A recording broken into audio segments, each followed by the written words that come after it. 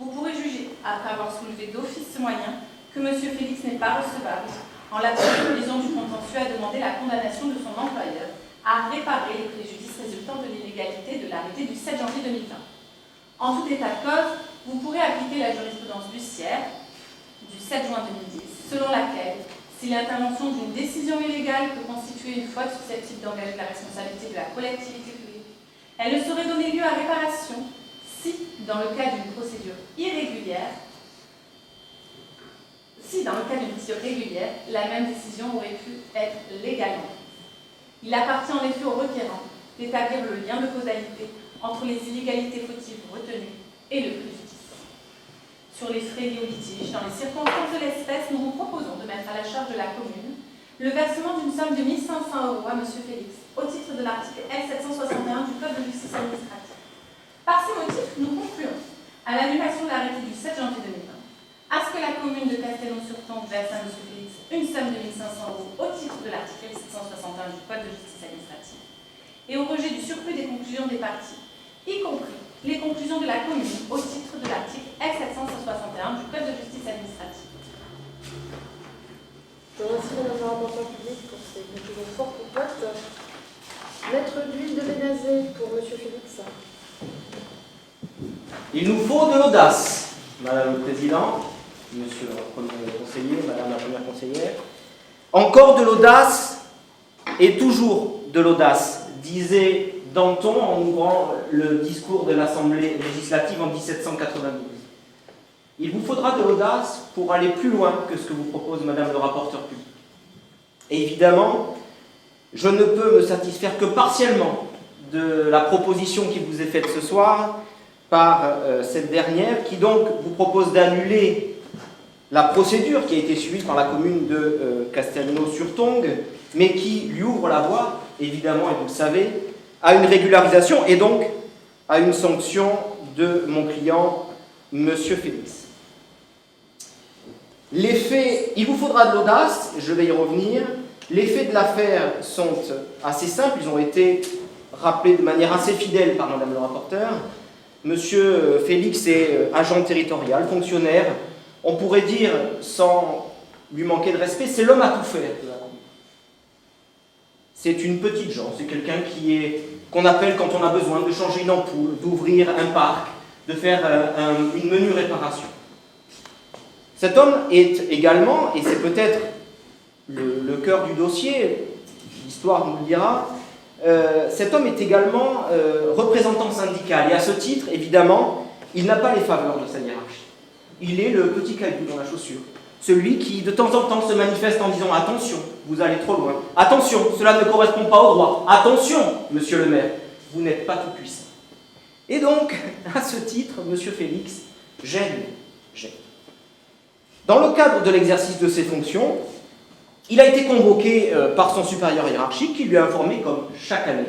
Et parmi les 250 agents que compte la commune de Castelnau-sur-Tongue, parmi ces 250 agents, c'était lui qui allait devoir incarner à nouveau et comme chaque année ce rôle merveilleux de Père Noël avec ses enfants bavants qui allaient se jeter sur lui ou hurler quand il allait leur tendre les bras, mettre un costume d'à peu près 50 ans plein de mythes et d'horreurs avec le parterre de ses collègues hilars qui allaient comme chaque année envoyer multiples photos sur le groupe WhatsApp de la commune, sur l'Instagram de la commune, sur tous les réseaux sociaux, les Facebook et autres réseaux sociaux. Et donc, comme chaque année, M. Félix allait subir le choix qui lui était imposé d'incarner ce Père Noël. Et cette année, M. Félix a dit non.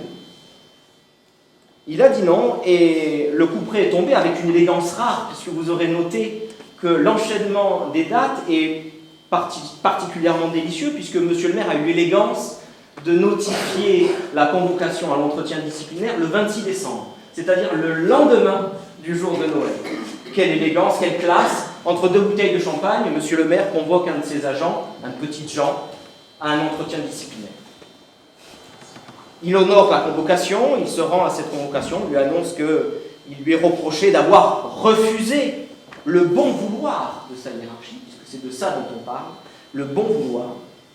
et immédiatement, le lendemain, il reçoit la sanction qui est prononcée à son égard, à savoir l'exclusion d'un jour. Alors certes, un jour, c'est peu, mais c'est en même temps beaucoup, et c'est le sens de ce qui va suivre dans mon développement. J'ai choisi de peu m'attarder sur les questions procédurales.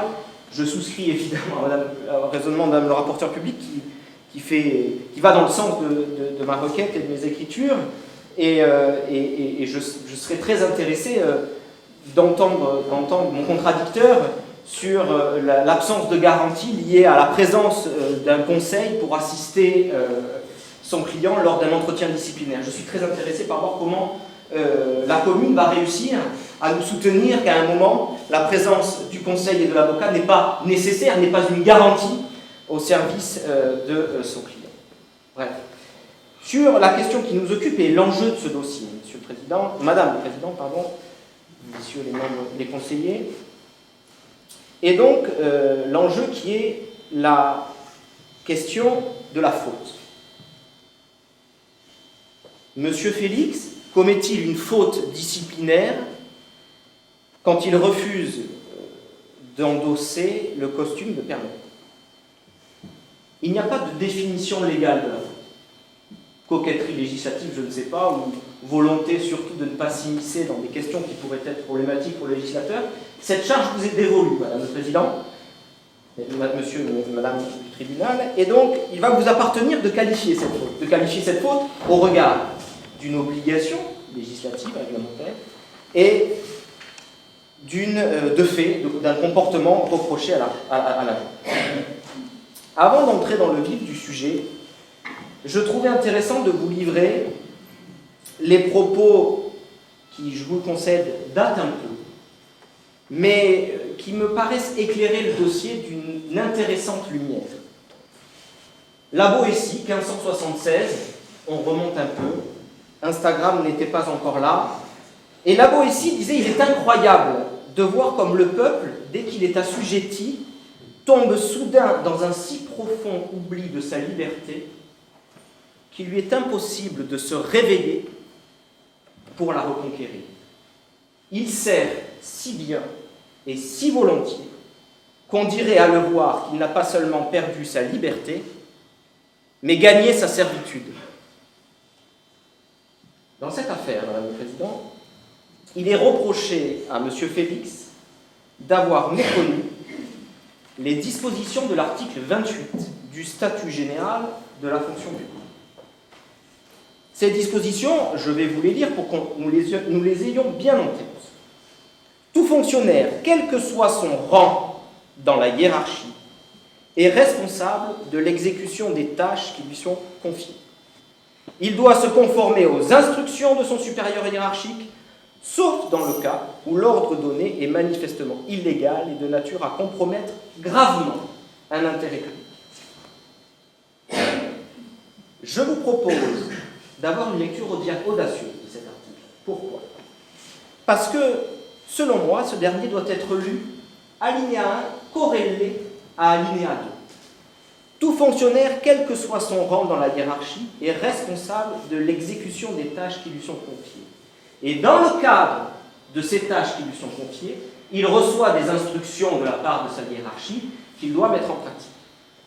Et à cet égard, et comme c'est son anniversaire ce soir, il me paraît indispensable de vous faire lecture d'un troisième extrait qui est peut-être le cœur de tout ce qui nous anime ce soir, à savoir la Déclaration des droits de l'homme et du citoyen, qu'il est bon d'entendre ou de réentendre pour certains d'entre eux.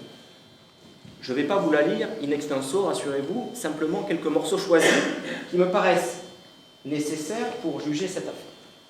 Les représentants du peuple français constitués en Assemblée nationale, considérant que l'ignorance, l'oubli, le mépris des droits de l'homme sont les seules causes des malheurs publics et de la corruption des gouvernants, ont résolu d'exposer dans une déclaration solennelle les droits naturels, inaliénables et sacrés de l'homme, afin que cette déclaration, constamment présente à tous les membres du corps social, leur rappelle sans cesse leurs droits et leurs devoirs, afin que les actes du pouvoir législatif et ceux du pouvoir exécutif, pouvant être à chaque instant comparé avec le but de toute institution politique, en soit plus respecté, afin que les réclamations des citoyens fondées désormais sur des principes simples et incontestables tournent toujours au maintien de la Constitution et au bonheur de tous.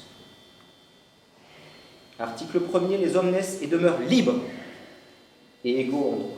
Article 2, le but de toute association politique est la conservation des droits naturels et imprescriptibles de l'homme. Ces droits sont la liberté. Article 4, la liberté consiste à pouvoir faire tout ce qui ne nuit pas à autrui.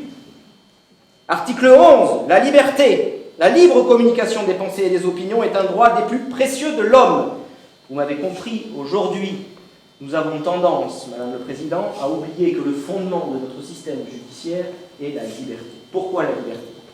Parce que c'est moi, en tant que citoyen, qui décide d'aliéner et de me soumettre à l'ordre social et d'aliéner ma liberté. Le principe demeure, je suis libre de faire ce que je veux. Et dans ce cadre-là, je décide, dans le contrat social, d'aliéner ma liberté au bénéfice d'un ordre administratif. Première hypothèse. Et je décide également, et c'est là le sujet, d'aliéner ma liberté dans le cadre d'un contrat. Un contrat de travail ou un recrutement statutaire. Et dans ce cadre-là, j'aliène ma liberté. Alors, vous me direz, vous avez aliéné votre liberté. Donc, à partir du moment où vous avez aliéné votre liberté, vous devez obéir. C'est ce que nous dit la commune. Sauf que mon aliénation, elle s'aliène, elle se met en œuvre, elle se manifeste dans le cadre de ce qui est mon contrat, de ce qui est ma mission. J'accepte par une soumission volontaire d'aliéner ma liberté dans le cadre des tâches qui me sont confiées. Et ces tâches, quelles sont-elles? Mais elles sont très simples. C'est ma pièce numéro 5, c'est ma fiche de poste. Ma fiche de poste définit le cadre de mon aliénation. En dehors de ma fiche de poste, je retrouve immédiatement ma liberté pleine et entière. J'ai le droit de dire non parce que je suis libre. Et ça, mon statut ne peut pas s'y opposer. C'est le premier temps de mon développement. Le deuxième temps de mon développement, il est lié à la question des conséquences de cette décision, puisque habilement le pouvoir réglementaire a habillé cet article d'une armure qui fait qu'il est extrêmement difficile de pouvoir caractériser les deux conditions cumulatives que sont d'une part l'ordre manifestement illégal et d'autre part l'atteinte grave à un intérêt public. Donc vous dire qu'à part vous demander de tuer votre collègue, il y a peu d'illustrations de ce type de situation. Et on ne l'a pas encore trop vu.